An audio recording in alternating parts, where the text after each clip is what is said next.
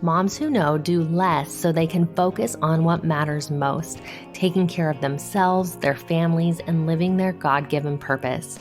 Moms who know are simplifying motherhood and focusing on the little things they can do that grow to have a huge impact. You are connecting with your family, your true self, and your purpose. You are a mom who knows. Thank you for joining me on today's episode of the Moms Who Know podcast. We have a great episode today with Jennifer Allwood, who is back on the show to share about her new book, Fear is Not the Boss of You. This is such a great book for you if you've ever just felt like you want to do something, but you don't quite know how, or you're stuck, or you're scared, or you just lack the confidence to do that thing that you feel called to do. Jennifer really talks us through how to get over that and the solution to that problem and how to move forward when we're just feeling a little bit unsure. Now, before we get to this great episode, I want to introduce today's show sponsor, Goodnight Stories for Rebel Girls.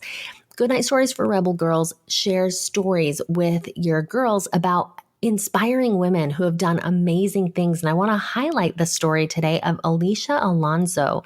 Alicia was a dancer. She loved to dance as a young girl. And when she grew up and was 19 years old, she had a medical condition that caused her to go blind. But that did not stop her. She continued to dance. She continued to choreograph.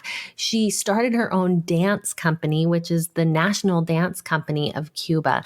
Alicia has gone on to do amazing things despite her challenges, despite her hardships. This is so good for girls to hear about because we don't have to let things hold us back. Goodnight Stories for Rebel Girls is full of these kinds of inspiring stories. So definitely take the rebel girl in your life and go and check it out. And now let's get to today's episode with Jennifer Allwood. Hello and welcome to the Moms Who Know podcast. I'm your host, Chanel Nielsen, and I'm joined today by Jennifer Allwood. Jennifer, thanks so much for coming back to the show. I'm so excited to be here. Thanks for having me. Well, I have been looking forward to this call. I got an advance copy of your book, Fear is Not the Boss of You, and I enjoyed reading it so much. And, you know, Jen's book came out during the whole pandemic when everyone was quarantined. She couldn't go do her book tour. And yet I feel like this book was written at this time for a reason. That it's called Fear is Not the Boss of You, How to Get Out of Your Head and Live the Life You Were Made For. And I just feel like if there's ever been a time that we are in our heads, it is this crazy time. And that is absolutely 100% the truth. You and I were talking just briefly before we started recording that, boy, it is. I'm so grateful that I wrote a book that is super relevant. I mean, I wrote the book last year. So for it to come out, I mean, who could have seen this coming, right? Nobody could see a pandemic coming. But I'm so grateful that the topic is really relevant to where the world is right now and where people's emotions are right now. I mean, I personally don't know any time in history when people have been as fearful as what they probably are now. So I'm glad that I wrote a book that the topic is relevant today. But let me just tell you, it is hard to launch a book in the middle of a pandemic. It is. There's just no two ways about it. It's just hard. And because people are distracted and, you know, they're homeschooling for the first time ever and they're concerned. But the book has done so well. And for that, I am super grateful, even without the book tour. Super grateful. Good. Well, I am so happy for you. And just, you know, you totally deserve it. All the work and effort that went into this book. Now, before we kind of dive into the topic, I just would love for you to touch on the writing of this book, because in the book, you kind of explain, you wrote several different drafts of this book, right? Tell us a little about that. Well, it's interesting. Like sometimes here's what I think after writing my first book.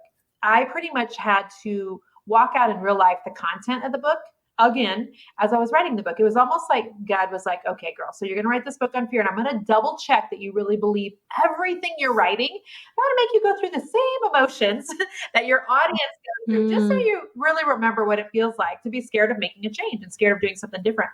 And so went to start writing the book, was all excited, you know, sat down, in front of the laptop, started, got to 40,000 words, Chanel, which is a lot. The manuscripts are normally like Yes.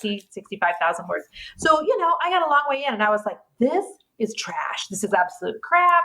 And not only is it crap, but I'm absolute crap, and threw it all away. And so, then I started down that whole rabbit trail, that spiraling that so many of us do, or so many women do in their own lives. Like for me, it was, thinking that everything that I'd done was crappy, and I started comparing myself to other authors, and then I started, feeling imposter syndrome, and who do I think I am writing a book? And what I actually do for a living is not write books. I'm actually a business coach to about 2,000 different women every month who own small businesses. And I see this happen all the time with my entrepreneurs. They'll put something for sale on Facebook and nobody wants to buy it. So then they start spiraling, clearly this was wrong. I'm not really an artist. I have no business trying to sell anything. I mean, I think we can all possibly look at things in our own life and fill in the blanks there, right? So I got to, 40-ish thousand words and threw it away. And so started number 2 and got to 20 or 30,000, threw that away, got to version number 3, got in, 20,000 words, threw that away. And 6 days before my first manuscript deadline, I pretty much started over. My husband put me up in a hotel in downtown Kansas City where we live, kept the 4 kids at home for me. And I literally laid out the book differently on the window of this suite that I was staying in the hotel on Post-it notes. And then I just moved it all around, and I'm like, no, this story goes here and this one goes here. And I forgot about this story I want to add. And when I did that, I think part of it's because I'm a really creative person. And so I'm a visual learner. And when I could see the book visually, then I was able to actually start again writing it with 6 days to go. And when I kind of figured out the exact angle that I really wanted the book to take, which originally I think I was fighting, if that makes sense. Then it's like it poured out of me like hot lava, and I couldn't stop the writing. And it was, I got to the end and I'm like, yes, this is the book I wanted to put out into the world the whole time. It was such a struggle. There was so much resistance in getting there. And what's super funny is I have another chapter in the book on resistance and how when you try to do things for the first time, either that you want to do or you feel like God's calling you to on this side of heaven, about how resistance is always going to be something that you struggle with. And so it was like I said, it was like God let me walk through the whole process just to make sure I really believed what I was writing about, and I would have a lot of empathy for the reader. That's so interesting to me and so fascinating. And I love the fact that you had to go through what you were writing about again. I just reread this story this morning. Let me tell you, fun time. Yeah. You may have heard this experience before. There was a mom and her son was eating too much candy, and she wanted to bring him to this wise man, and she brought him and she said, tell my son to stop eating too much candy. And the man said, come back in 2 weeks. And so she did. She brought him back, and then he said, stop eating too much candy. And then the mom privately asked him, why did you have to wait 2 weeks? And he said, because I was eating too much candy myself. And that just came to mind because I read it this morning, and that reminds me of this because that's what God did with you. Like, hey, Jen, did you forget what it's like to feel the fear? Like, here, you have to feel this fear. You have to feel like this is utter crap and you're not doing it right. And you have to feel that and go through it. Then you can teach 100%. it. And I've been through it, a million times. But I think that we think that people who we see doing things that look and feel big, that like they never deal with fear. And I don't know that fear ever goes away. And that's the whole premise of the book, by the way, is fear may be something that we each always struggle with. And so, but waiting until we don't feel scared anymore to do something is not a good plan, because you could be waiting forever. And so, it's just, so it was really interesting and painful. But I'm honored that God kind of walked me back through that whole process, just because it made it super relevant in my mind. And, it was very fresh and it was very raw. And I'm like, okay, I get to go through the whole thing as I'm writing about going through the whole thing. So I love it. And I think that highlights so well something that was one of my favorite takeaways from the book, which is the difference between courage and confidence. You explain that so well. So talk to us about what the difference is between the two. People either love that section or they hate it. And a lot of times they hate it because they've never heard it referred to that way, or they feel almost like bamboozled. So basically what I say in the book is this, is that there is so much difference between confidence and courage. And again, since I'm a business coach, I get like this, front row seat to watching these entrepreneurs every month run their small businesses and try to build them and, make money for their families.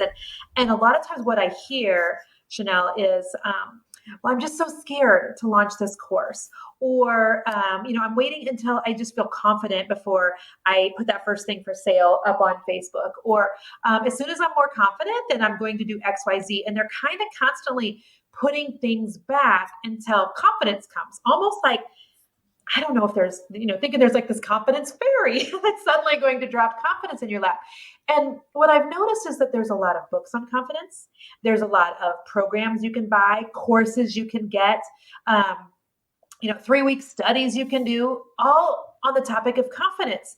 And I think I actually named that chapter in the book, Chanel, Confidence is a Crock of Crap.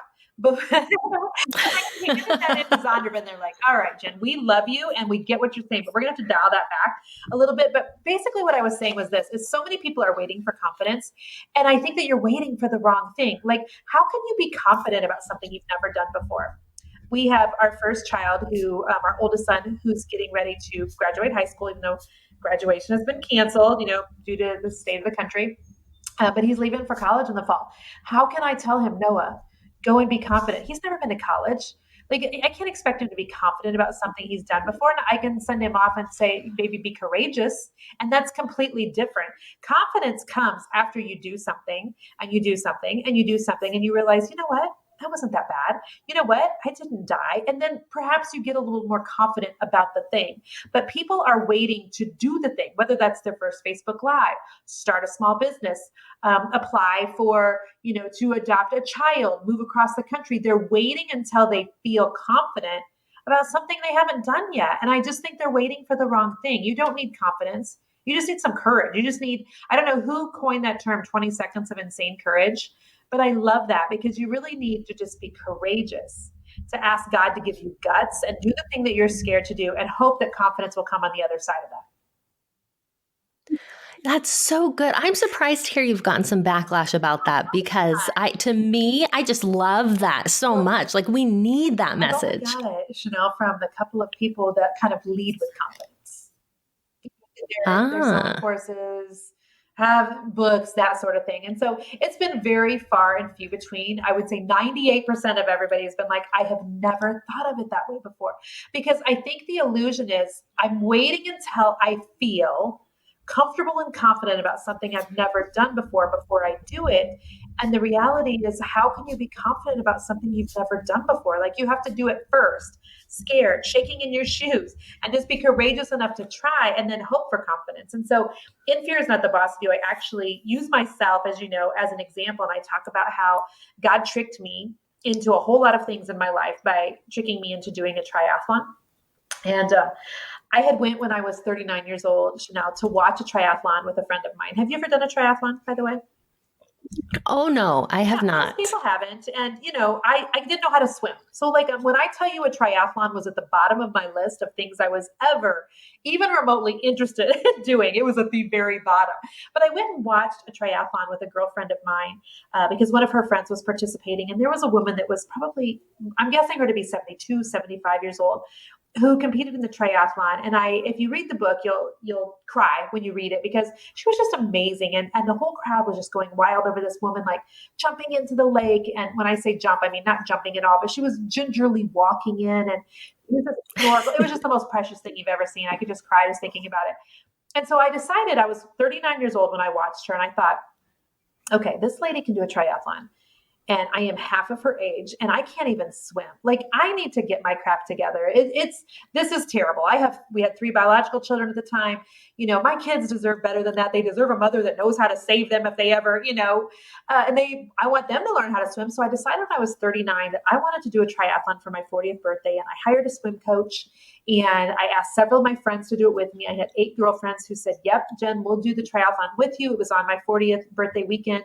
The Today Show, like from NBC, even came out and did a segment on myself and my girlfriends, all in spandex on national television, training for the triathlon, because it was an interesting, the pitch was, women who are turning 40 and they're doing it in a different way. And so I talk in Fears Not the Boss of You about how on my first triathlon for my 40th birthday, I had a panic attack in the water. And I had to rest, with the lifeguard, and I was swimming in the lake and they're like, are you okay, ma'am? And I was so mad. And I was trying to get my breathing down. And I finished the triathlon and, boo-hooed and was so proud of myself and decided to sign up for my second one. So I do my second triathlon. Guess what? Panic attack in the water again. And at this point, I've done 10 triathlons, Chanel, and I've had a panic attack in the water on every single one of them, even the ones that I just did in a swimming pool. And so I am still not a confident swimmer. And I talk about that in the book. I'm confident now that I'm not going to die, but I'm a terrible swimmer. It's like my hips, I don't know. It's like dragging dead weight, I think, through the water when I try to swim. So I'm not a confident swimmer, but I'm courageous enough that I just keep signing up because I want to somehow get over this fear that I have. And I think that so many people think that maybe, confidence will come immediately, and it doesn't always. And I think it's super important for women to know that. So it gives them this sense of, okay, I'm not alone. That I still have struggles, but I still feel like I'm supposed to keep doing the thing. And so hopefully that story in the book really resonates with other women who are scared and have real fears about real things in the world. Yeah, I know it did with me. And I think to me, what it meant was that it's okay to feel scared. Sometimes we take this as a sign. Oh my gosh, I'm still scared to do it. I've already done 9 triathlons and I'm still scared. So maybe I'm in the wrong sport. And yeah, I love this idea. You just keep going. You just keep going. Yes. And that's exactly the point of the entire book, is that your feelings are not the boss of you. Your feelings are not supposed to be what rules you, because my feelings, I know for me, Chanel, they don't always tell me the truth. They will lie to me and they will send me down in wrong directions in a hot second. So when we get done with this podcast, I'm going to be like, yay, I did a podcast. That was so fun. Let me treat myself to some raw chocolate chip cookie dough out of the refrigerator, because I feel like raw chocolate chip cookie dough. You know what I mean?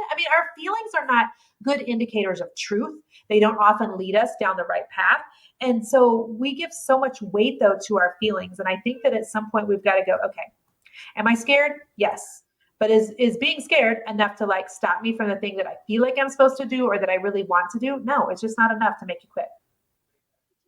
Yes, I love it. So good. Now, another thing that you pointed out that was really powerful for me in this book is that one thing that's more important than confidence is obedience.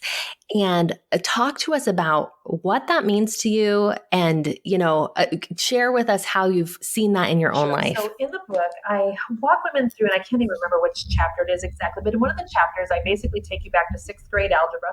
And I take you back to remember when you were in algebra, and maybe it was even before 6th grade, but they talked about the greater than sign and, described it as it looks like an alligator jaw. And, so 10 is greater than 9 and 100 is greater than 4.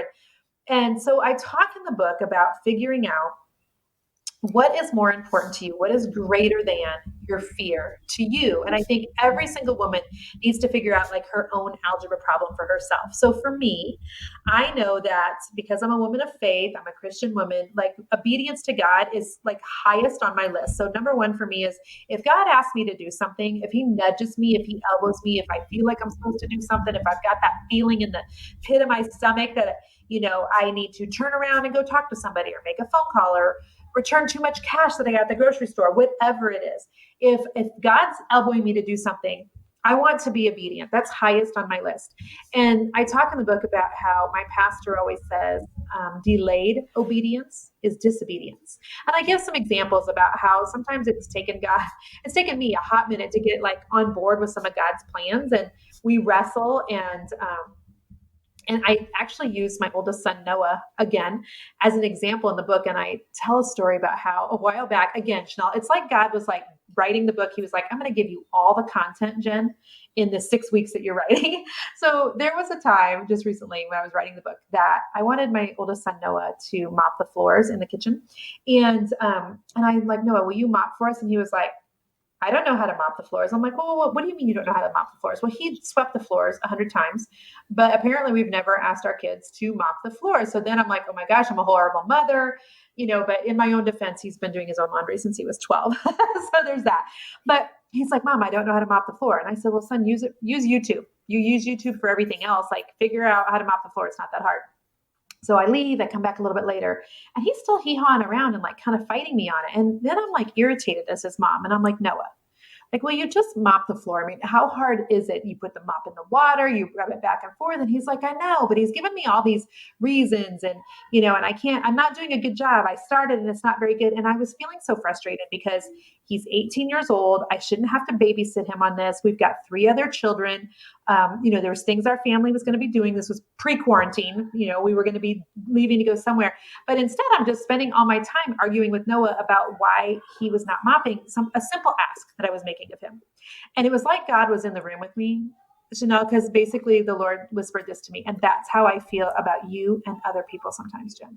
Like I'm just making a simple ask and you want to negotiate.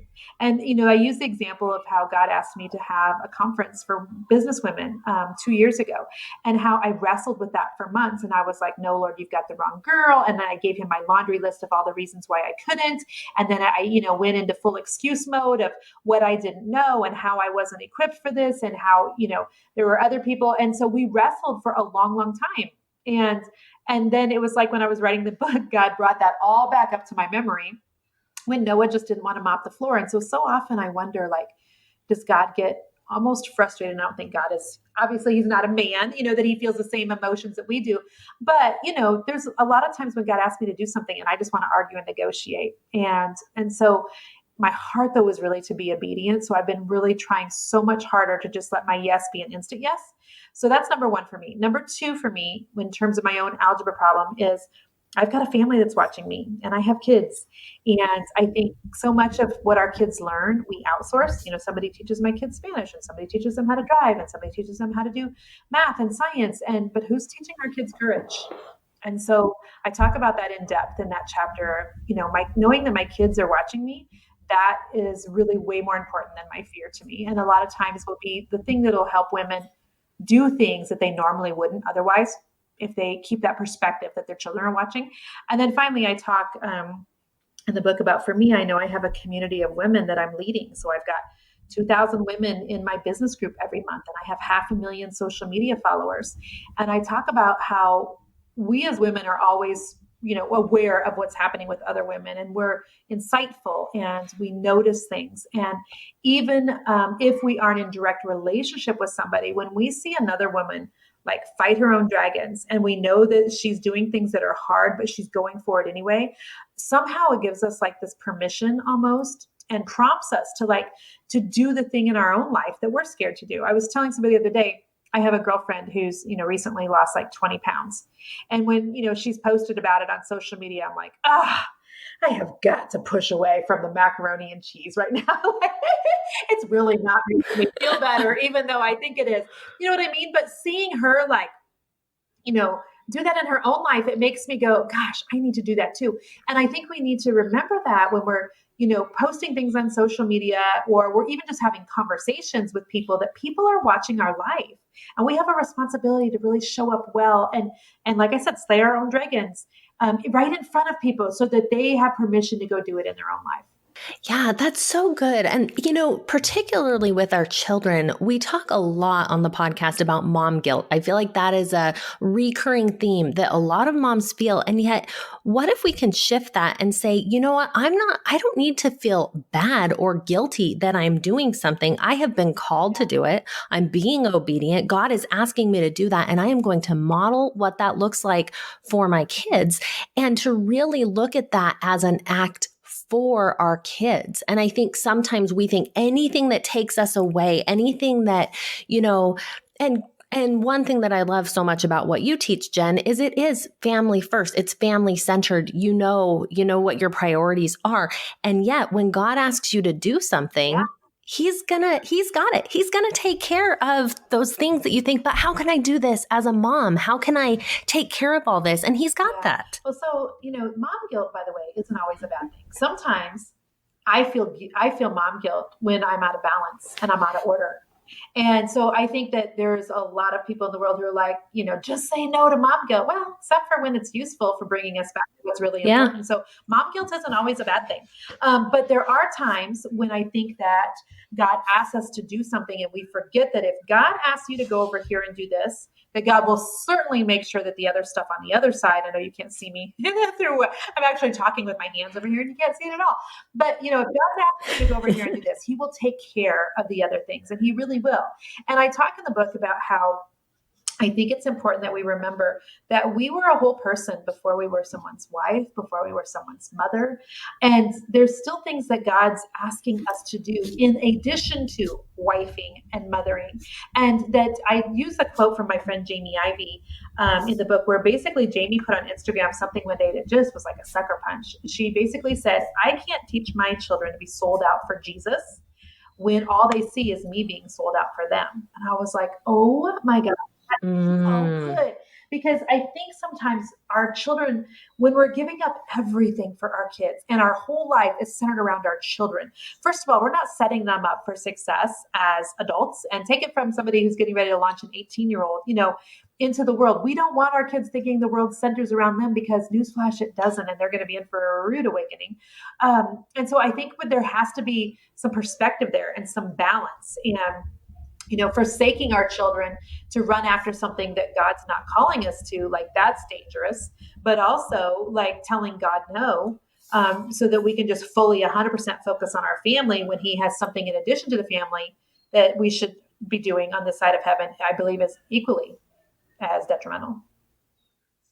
Such a good message. I just feel like we need to hear that. We need to be reminded, and we need to listen really to the spirit, that confirmation that comes, so that we know exactly what we need to do. And when we listen to that, then our priorities are going to be in alignment, and that's all going to work out. So I love the way you explain that and you kind of lay it all out. Now, you've talked about so many good things today. I want to ask you this. How does what we've talked about, stepping out of fear, how does that help to simplify motherhood? Well, I think that usually the things that we're most scared to do are the things that we're actually supposed to be doing. And so, it's often, I think, like, the hardest thing is often the rightest thing, not always, but often. And so I think that where there's things that we're really scared to do, and the world feels really like overwhelming, and there's so many things like vying for our attention. Usually the thing that we're scared of the most is this thing that we need to be working on the most. And it's the way that God's trying to grow us the most and trying to kind of break some things off of us the most. So I think that if we will focus on those things and not worry about all the other things. It's interesting, Chanel, I'm wondering if you can relate to this at all. Like, when I look at my to-do list every day, and I still keep an old-fashioned day planner, like it's 1994. I love it. It's like, I used to. Me too. I love it too. Without my day planner. And so when I think about, like, my to-do list, I will always, like, check off, the call to the dentist and email this person. And I'll do all the easy things first, like boom, boom, boom, and get them off the list, get them off the list, get them off the list. But it's the big things that are life changers that I'm so scared of. Write the email to the person about being on their podcast, launch the new course. It's going to help people, add another revenue stream, ask people go out and buy your book. Like, it's the hard, scary, vulnerable things that sit there on my calendar all the time. And I wonder, like, what would happen if I, instead of going to the easy things and doing those first, if I went to the hard thing that I'm scared of the most and just focused just on those. You know what I mean? Instead of every day, like, moving them to the next day, and then a week's gone by, and before you know it, it's 6 months gone by since I originally had the idea to do whatever was down on my list. But I think that's one way, just focusing on the few things that you're really scared of is definitely simplifying your life. Oh, I love that. I think that's so good and so true. And sometimes we can overlook it. We think, oh, it's just one of many things on my to-do list. No, that is the thing. That is the thing. And once you do that, everything else is going to be much simpler. So I love that thought. Now, people are definitely going to want to get a hold of this book. It is a labor of love, and there's just so many nuggets in there that I pulled out and that I was highlighting like crazy as I read this book. So much good stuff. So tell people where they can go and get this. So Amazon is the easiest place, and we are number 2 for Christian books on Amazon right now, which is super cool. Congratulations. That is super cool. Well, this thing last week we were on the Publishers Weekly list, number 15 for all book launches, right behind Carrie Underwood. So that was super cool. I'm never going to have Carrie's legs, but we are on a list together, and for that I'm grateful. So go to Amazon. You can go to Barnes & Noble online. You can get the book at Walmart.com, Target.com. Right now a lot of local mom and pop bookstores are obviously closed, but gosh, we would love for you to buy from locally owned places when the world opens back up as well. Perfect. Okay, definitely you guys go and check it out. Fear is Not the Boss of You by Jennifer Allwood. And Jen, to finish up, we always ask this one question. People have listened and learned so much from you today, but I want you to give us what one little thing you hope that they're going to take action on after hearing this conversation. Ooh, well, I want them to go get the book, of course, but then I want them to really examine their own life and figure out what is something that you feel like God's been nudging you to do, or what is something that you've been wanting to do that you've just been too scared to do it. And I want you to really dig deep and go through the book and figure out what's holding you back, what's keeping you stuck. Is it your thinking? Is it the way that you were raised? Is it the people that you're surrounded with? Like, there's a lot of ways in the book that we really drill down on what's keeping you where you're at, because I think it's so important for people to realize like what's keeping them stuck. What is actually the thing that you're most afraid of? Because when you can go ahead and face that and really acknowledge like, well, what's the worst thing that could happen? And I take you through lots of exercises like that in the book. Then I think it will give you the freedom to do the things on the side of heaven that you're being called to do. Perfect. I love that one. I feel like there's just so much on the other side of fear if we can get past that and if we don't let it be the boss of us. So great title, great book, great conversation today, Jen. Thanks so much for being with us. Thanks for having me. And thank you everyone for listening to Moms Who Know. Wasn't that just a great episode with Jennifer? She's amazing. I would love to know what stood out to you. What one little thing are you going to do and take action on because of what you've heard today? Let me know over on Instagram at Moms Who Know Podcast. And I have something for you before you go. If you want balance, if you want a break from the constant overwhelm and you're looking to find more joy in raising your children, then I have a free guide for you, the ultimate guide to simplify motherhood cheat sheet. You can get that at makemotherhoodsimple.com, and I will see you next time on Moms Who Know.